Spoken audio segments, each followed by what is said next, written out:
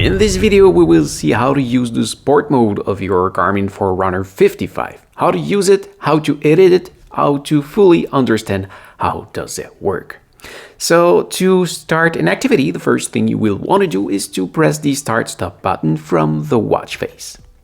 If it's the first time you press it, you will be asked to input your favorite sport, and what it will do is just to put it right here on that white page. So actually those are the one that I have selected, so walk, bike and run. If we go lower, you will find other sports, so like elliptical, stair stepper or cardio. If there is something into that list that you don't use, you can press the up button to reach the stair stepper settings. Set as favorite. If you set it as favorite, it will just put it just right here into the white stuff.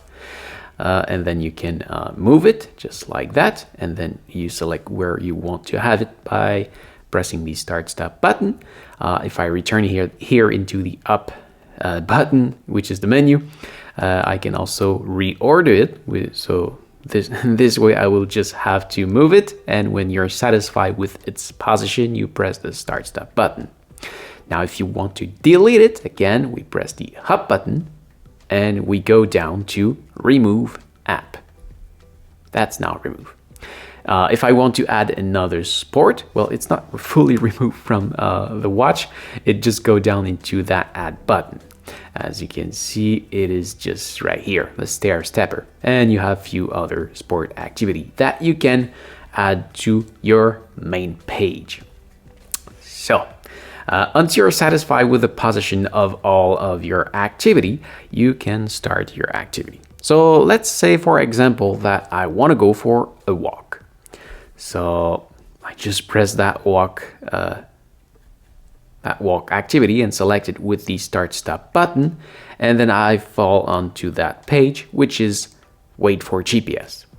Personally, I never do that. I just go out, start my activity, and the GPS the watch find its GPS signal pretty quickly, unless maybe you are into a big city like Manhattan.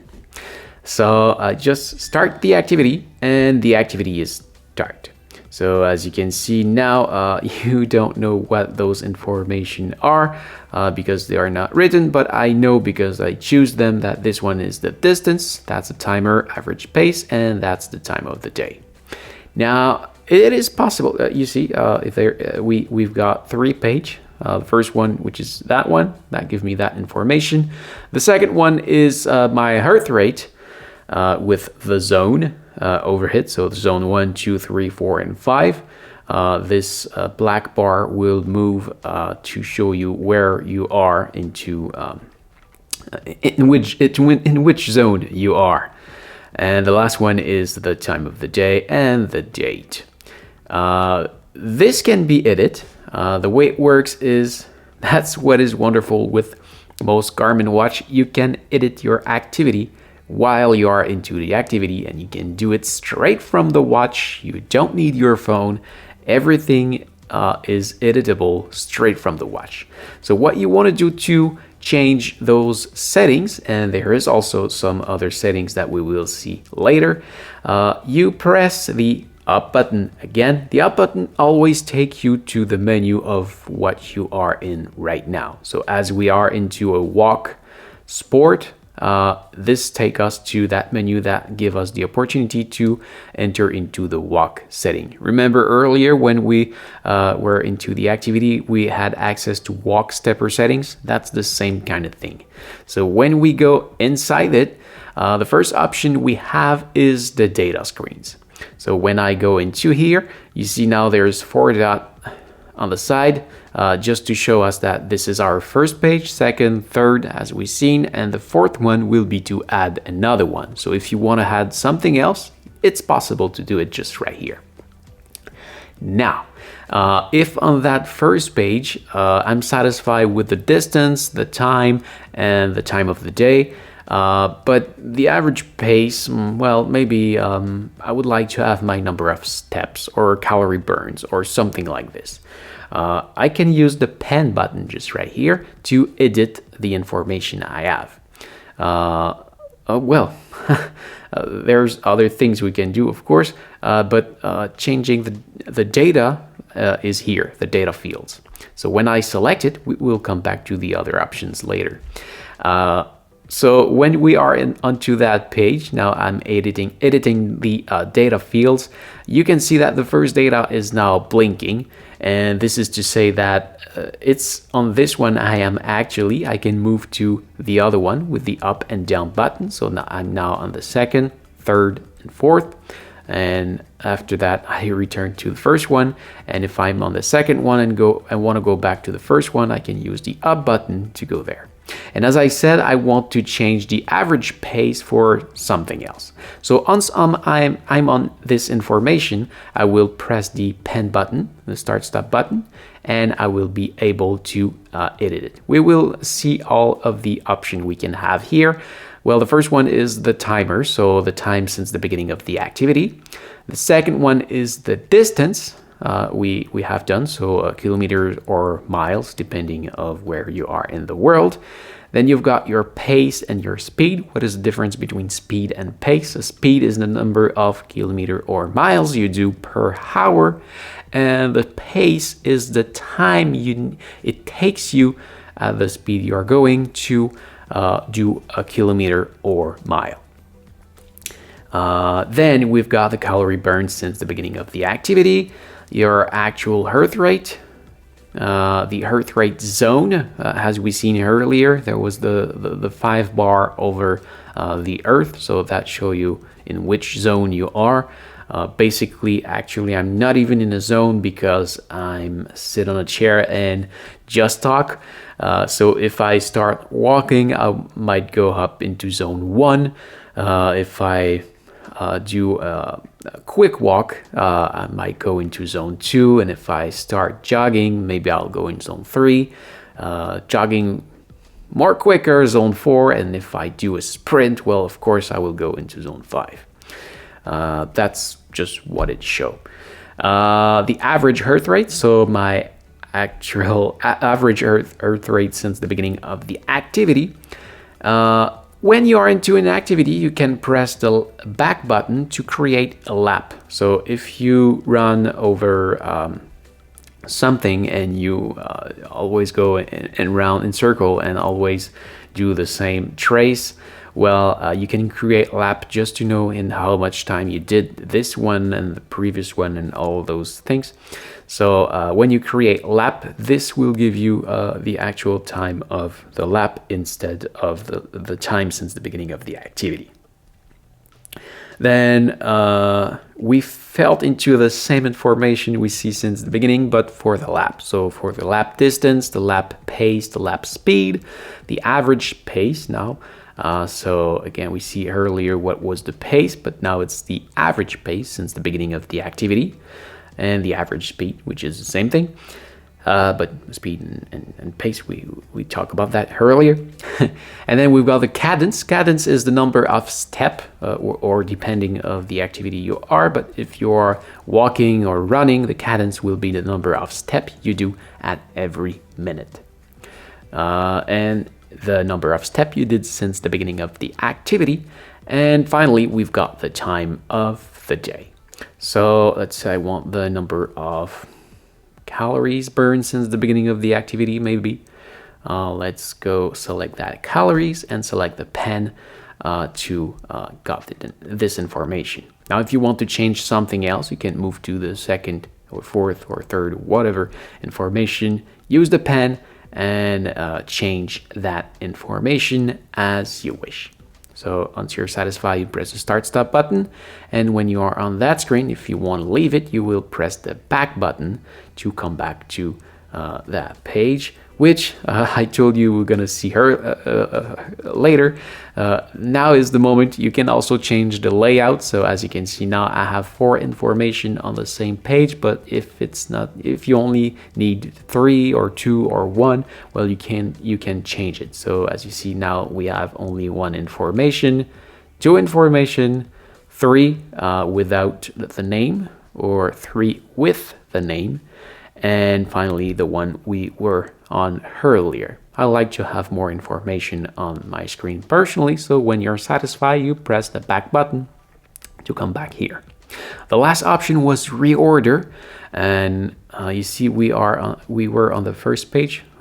Let's come back a bit more. Let's say that you see that's the heart rate. I want to have it at first, not this one, for example. So I will go onto that page, press the pen, and reorder. I could also remove it if I don't want it, but I will reorder it just to put it first. So you see we had 3 pages. The last one was a clock. That's the HR gauge, and I move it over the other page. So if I go back here, oh yes, I want to save that. You see now my first page is that one. So if I want to reorder it again, press the pen, go on reorder, and move it first. And that's it. Now, we've got something else. There's alerts. So yes, I did go back. I'm now into that walk setting, you see. So alerts, what do you have? The first option will be to add a new one. Actually, you see there's one for cadence, but I'll remove that and start as a new one. So alerts, what can we have? Heart rate.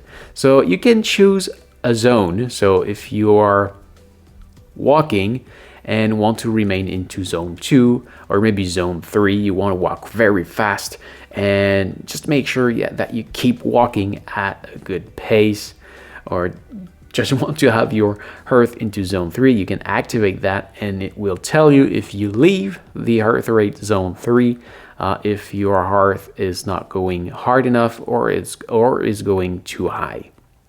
And well, that's it. You can add another one, or you can delete that one, which is that's what I will do. So remove. Yes. You can add alerts after some time. So let's say that at every hour and 30 minutes you want to have an alert. Actually, I'm on minutes, so I will put 30 and go back. Add 1 hour. Select. You can edit the seconds if you want. And finally start stop again to select, and at every hour and 30 minutes you will have this alert. You can add other one. You can add some for calories burn, or if you want to stick to, you don't want to go too fast. So cadence I alert on, and then you select the number of steps. So let's say if you go over 135 steps per minute, well, you're gonna have an alert. And if you want a low alert, well, you can have one if you go under 50. That's up to you. So if you want to take between 50 and 134 steps per minute, well, you got it. You got an alert. And again, if you want to remove it, well, if you select it, you can remove the eye alert or the low alert, or just remove everything. So you can keep it and just enable it on the walk you want that kind of alert. Actually, I will remove everything. And then there's the laps. By default, most activity in the Garmin watch will have that auto lap feature. What is the auto lap? It is the thing that look like this when you walk or ride or anything, and after some time you got delete and you see that information. Actually, this information is the number of lap you have done, the time of this lap, and the total time. You can edit it, but we'll come back to this a bit later. So if you think that this is annoying, you just do like me. You come on auto lap just right here and you disable it. So it's now gone. There's nothing of it anymore. But if you want to keep it, well, you can then select the distance at which it happened. So if you walk and you want to have an alert at every kilometer you do, well, that's just right here. But you can also change it for a quarter kilometer, a half kilometer, or a full kilometer. Actually, on this watch, you can't set it to 5 or 10 or whatever. The lap key. So when you are into an activity, you can press the back button to create a lap, which will do the same thing as if you set it automatically for every kilometer. Well, you can enable or disable that back button to create a lap. And then the lap alert is what we have seen. That's this page, and you can select the information that you want to have. So the top information will always be the number of the actual lap. And now you can change also the primary field and the secondary field. So if I told you this one is the lap time, but you can also change it for another information if you would like. So you just select it, and well, that's it. Actually, I don't like to have it, so I will disable it. Then you got the auto pause. So if you stop for some time at a place, the watch can go in pause automatically. Personally, I keep this off. And finally, you got the GPS. So you can select if you want GPS only, no GPS, GPS plus GLONASS or Galileo. If you don't have trouble with your GPS, just don't touch it. Keep it that way. Don't touch it if you don't have any problem. And well, that was it for the settings of the activity. So we can go back to our activity, and as you see, the activity starts since 14 minutes, and I've burned 30 calories, 31 now. That's the time of the day, and I want to pause. So there's a bench.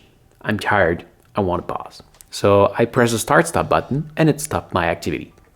Now there's that window that gives me some option, but well, just don't touch it. You take your break and you just wait. And well, now I'm ready to start again. So I'm going to select resume, and I can continue. Or if you want to just chill at the bench and not stop it, that's totally fine. What other option do we have? Again, if I press the start stop button and go a little lower, you will find save. So if your activity is done, well, you hit save and it saves your activity, and you will have a resume of what you have done. Under it, you have lap. So, well, if you want to create a lap from here, you can. That create a lap. That's the window we see a little bit earlier. And now the lap is create, but now I have to restart my activity. So I'm gonna say resume, and well, it's resume. There's another way to create the lap. As I told you earlier, you can press the back button. That was the lap 2, last 9 seconds, and we are now at 14:45, and well, as you see, it continue. So, well, again, stop. And actually, because I didn't really do a walk, because I'm sitting in a chair since the beginning of the activity, what I will do is go down to the very last option, which is discard. So when you hit discard, it will ask you to confirm, yes, and the activity is now deleted. There's no way back. Once you discard an activity, it's gone. You can't get it back. And I'm now back onto that page on which I can restart a new activity. If you had select the record or save, you would have seen some information of the activity you have done, and at the end it would take you back to that main page. Oh, but before we end this, there is something else we should see about the activity. If we go into a run, well, that's probably what you do if you buy a Garmin Forerunner. Well, you know, okay, I've got this this message, but before you start an activity, you can simply press the up button to reach. Again, there's the run settings, but there's also training. So when you go into training, you can do a workout, today's suggestion, and well, for this you need to go into the Garmin app, or no, actually we've got a recommendation to do nothing. But whatever, you can set intervals. So actually the default one is run 5 times 0.4 kilometer, then rest for 1 minute 30. But you can also edit this. So if we go up, press start, do the workout or edit it. So you can set the interval. So if you want to set distance or time, what is open actually? Type open. I'm not really a runner, so I'm not familiar with this. But again, so I set distance. So if I want to change that distance to, let's say, half a kilometer, like that, come back, and the rest time for, I don't know, 30 seconds or 1 minute 30. That's up to you. You can edit this just right here. And there's also something great. If I come back here, there is a Pace Pro plan. Again, you need the Garmin Connect app for this. I never try it. And there is the estimate finish time. That's great. So if you want to do so, let's go for an example of 10 kilometers. So you want to do a 10K. Well, was there another option we had to see? Training calendar. If you have loaded calendar, again, that's on the Garmin Connect app. But our 10K just right here, when you do start your activity, this will create a last page. So that was the first, as we seen. Well, actually we seen the one on walk, but that's my run page. And if we go on the last one, when you set the estimated time for the activity, it will tell you right there the number of kilometers left you have to run, your average pace, and in the middle it will give you the estimated finish time of your 10K. So if you are running to achieve a new goal, let's say to do it under an hour, well, you will see at your pace, average pace since the beginning of the activity, and the distance remaining in how much time you should do that run. So that's a pretty handy feature, I think. And I've just created a lap.